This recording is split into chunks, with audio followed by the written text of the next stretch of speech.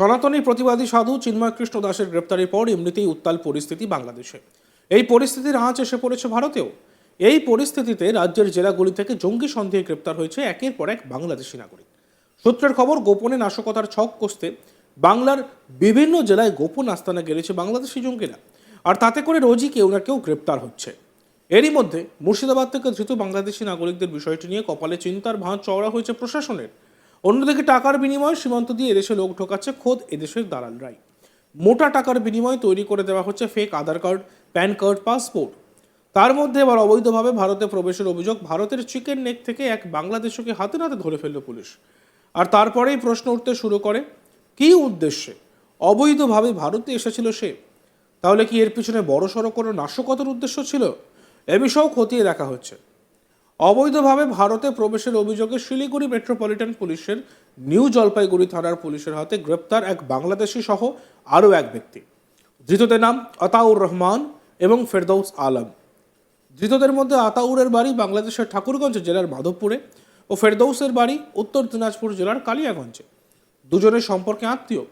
Police সূত্রে খবর, সকালে কোচবিহার জেলার হলদিবাড়ির মানিকগঞ্জ থেকে উত্তর দিনাজপুরের কালিয়াগঞ্জ যাওয়ার জন্য রওনা দেন আতাউর। এরপর ফেরদৌস আলম আতাউরকে আনতে হলদিবাড়ি যায়। সেখান থেকে একটি ছোট্ট 4 চাকা গাড়িতে করে কালিয়াগঞ্জের উদ্দেশ্যে রওনা দেয় তারা। বিপুল অধিকারী নামে একজন ব্যক্তি হলদিবাড়ির ভারত বাংলাদেশ সীমান্ত হয়ে আতাউরকে এদেশে আসতে সাহায্য করে বলে জানা গিয়েছে। ধৃত বাংলাদেশি ওই ব্যক্তি জানান, তিনি বাংলাদেশ থেকে এসেছেন, কিন্তু কী উদ্দেশ্যে কাঁটাতার পেরিয়ে এদেশে এলেন সে বিষয়ে তিনি কিছুই বলেননি। ধৃত বাংলাদেশি আতাউর রহমান কি বলছেন শুনবো। আর কে কে আসছে আপনার সঙ্গে বাংলাদেশ থেকে? হ্যাঁ, কি উদ্দেশ্য ছিল আসার এখানে? কি উদ্দেশ্যে আসছিলেন কি আপনি? উদ্দেশ্যে আসছিলেন দাদা বাংলাদেশ থেকে? আপনি কে পার করলো? টাকা পয়সা লেনদেন হয়েছিল আপনার? কত টাকা দিয়েছিলেন? হ্যাঁ, কত টাকা লেনদেন হয়েছিল?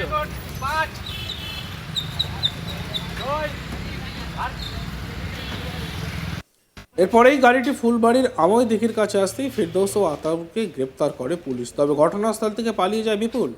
শুক্রবার ধৃতদের জলপাইগুড়ি আদালতে পাঠানো হয়। আর এ নিয়ে আমাদের প্রতিনিধি জয়দীপ বাগের একটি রিপোর্ট আমরা দেখব। অবৈধভাবে বাংলাদেশ থেকে ভারতে প্রবেশ করার অভিযোগে এক বাংলাদেশি সহ আরো এক ব্যক্তিকে গ্রেপ্তার করলো নিউ জলপাইগুড়ি থানার পুলিশ। জানা গিয়েছে বৃহস্পতিবার রাতে এই দুজনকে গ্রেপ্তার করা হয় ফুলবাড়ির আমাইদিঘি এলাকায়। জানা গিয়েছে এর মধ্যে ধৃত দুজন হলো আতাউর রহমান এবং ফেরদৌস আলম। এর মধ্যে আতাউর বাংলাদেশের বাসিন্দা।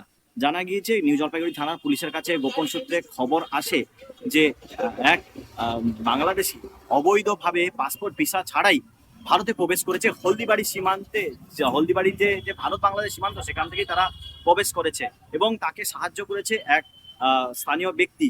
এবং এরপরই পুলিশ ফুলবাড়ির কাছে আমাইদিঘিতে বিশেষ অভিযান চালায় এবং তারপরই ওদের অর্থাৎ এই দুজনের গাড়িটি যখন ফুলবাড়ি আমাইদিঘির কাছে এসে পৌঁছয়, তখন পুলিশ তাদের গাড়ি আটকে এবং তাদের তল্লাশি চালাতেই এবং তাদেরকে জিজ্ঞাসাবাদে তাদের কথায় অসঙ্গতি মেলার পরই তাদেরকে গ্রেপ্তার করে নিউ জলপাইগুড়ি থানায় নিয়ে আসা হয়। এবং জানা গিয়েছে আতাউর এবং ফেরদৌস তারা দুজনই সম্পর্কে আত্মীয় এবং বাংলাদেশ থেকে অবৈধভাবে আতাউর ভারতে প্রবেশ করার পর ফেরদৌস তাকে গাড়ি নিয়ে আনতে গিয়েছিল হলদিবাড়িতে এবং সেখান থেকেই তাদের কালিয়াগঞ্জে যাওয়ার কথা ছিল। এবং সমস্ত ঘটনা তদন্ত শুরু করেছে নিউ জলপাইগুড়ি থানার পুলিশ। পুলিশ সূত্রে জানা গিয়েছে শুক্রবার ধৃত দুজনকে জলপাইগুড়ি আদালতে পাঠানো হয় এবং এর সাথে আরো কেউ জড়িত রয়েছে কিনা এবং তার কেন ওই ব্যক্তি অবৈধভাবে ভারতে প্রবেশ করলো পাসপোর্ট ভিসা কোনো রকম গতি ছাড়াই, তাও খতিয়ে দেখছে নিউ জলপাইগুড়ি থানার পুলিশ। তবে এই চক্রে আরো কোনো বড় মাথা রয়েছে কিনা সেই বিষয়টিও খতিয়ে দেখছে নিউ জলপাইগুড়ি থানার পুলিশ। তবে পুলিশের প্রাথমিক অনুমান মূলত হলদিবাড়ি সহ ভারত বাংলাদেশ সীমান্ত দিয়ে সেখানে এই ধরনের একটি চক্র রয়েছে যারা এইভাবে বাংলাদেশিদের ভারতে অবৈধভাবে প্রবেশ করান পাসপোর্ট ভিসা ছাড়া। তবে এই ব্যক্তি যেইভাবে ভারতে প্রবেশ করলো অবৈধভাবে, তাকে কার সাহায্যে তিনি ভারত প্রবেশ করলেন সেই ব্যক্তিরও খোঁজ চালিয়ে সমস্ত ঘটনা তদন্ত শুরু করেছে নিউ জলপাইগুড়ি থানার পুলিশ। দিন কয়েক আগে নদিয়ার এক বাংলাদেশি মহিলার থেকে 3টি মোবাইল, 2টি নতুন ঘড়ি, একটি ক্যামেরা, একটি আধার কার্ড এবং একটি প্যান কার্ড উদ্ধার করা হয়। ওই মহিলার থেকে যা পাওয়া গিয়েছে তাতে কার্যত বেশ চিন্তায় প্রশাসন। জানা গিয়েছে মহিলা এর আগে নাকি এক কবরখানা এলাকায় কাজ করতেন। তা দেখে আরও চিন্তা দানা বেঁধেছে। এই মহিলার থেকে যে তথ্য পাওয়া গিয়েছে তা খতিয়ে দেখছে পুলিশ। এরা কি কোনো জিহাদি কাজের উদ্দেশ্যে ভারতে এসেছিল জানতে তদন্তে নামে পুলিশ। নদিয়ার কৃষ্ণগঞ্জ থানার পুলিশ পারভিন বেগম নামে 32 বছর বয়সী এই বাংলাদেশিকে ধরে, এমনটাই খবর। পুলিশ সূত্রে জানা গিয়েছে এই বাংলাদেশি মহিলা মুম্বাইতে কবরখানা এলাকায় পরিচারিকার কাজ করত। সেখানে পুলিশে ধরা পড়ে যাওয়ার ভয়ে পালিয়ে আসে। পুলিশ ওই মহিলার কাছ থেকে 3টি মোবাইল, 2টি নতুন ঘড়ি, একটি ক্যামেরা, একটি আধার কার্ড, একটি প্যান কার্ড ও কিছু ভারতীয় টাকা উদ্ধার করে। পুলিশ সূত্রে খবর, গত 8 মাস আগে উত্তর 24 পরগনার বনগাঁ সীমান্ত দিয়ে অবৈধভাবে ভারতে আসে সে। আটক হওয়া মহিলার মূল উদ্দেশ্য ছিল যে কোনোভাবে বাংলাদেশে ফেরত যাওয়া। এই মহিলা কি তাহলে কোনো বেআইনি কাজ করতে ভারতে এসেছিলেন তথা বাংলায় এসেছিলেন, এই প্রশ্নে ঘোরাফেরা করছে। কিন্তু বাংলাদেশে যাওয়ার আগে কৃষ্ণগঞ্জ থানার পুলিশের হাতে ধরা পড়ে যায় সে। তার বাড়ি বাংলাদেশের নড়াইল জেলার কালিয়া থানার কেরালিয়া গ্রামে। প্রাথমিক জিজ্ঞাসাবাদের পর তার বৈধ কাগজপত্র না থাকায় তাকে গ্রেপ্তার করা হয়। জিজ্ঞাসাবাদে জানা যায় তারা মোট 7 জন ছিলেন। বাকিরা পালিয়ে গেলেও ধৃত মহিলা পুলিশের হাতে ধরা পড়ে যায়।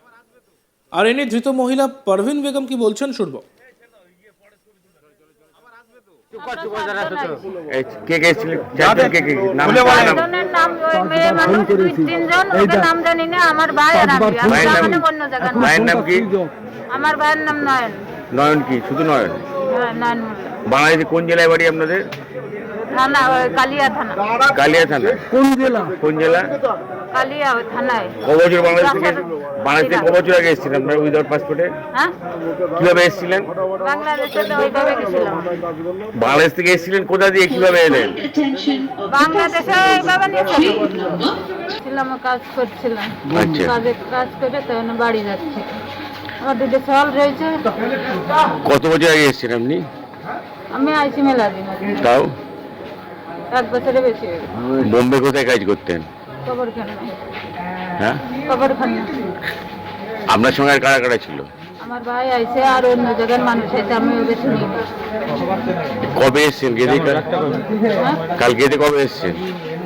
2 দিন আইছে ট্রেনে। হ্যাঁ? 2 দিন হচ্ছে আইছে ট্রেনে, আজকে নামেছে। আজকেই নেমেছেন গেদে?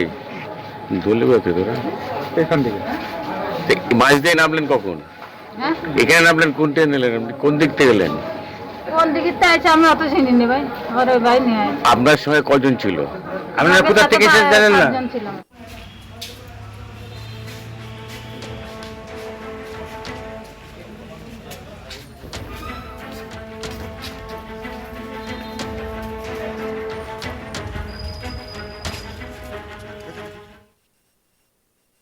দেখতে থাকুন আজ তাক বাংলা।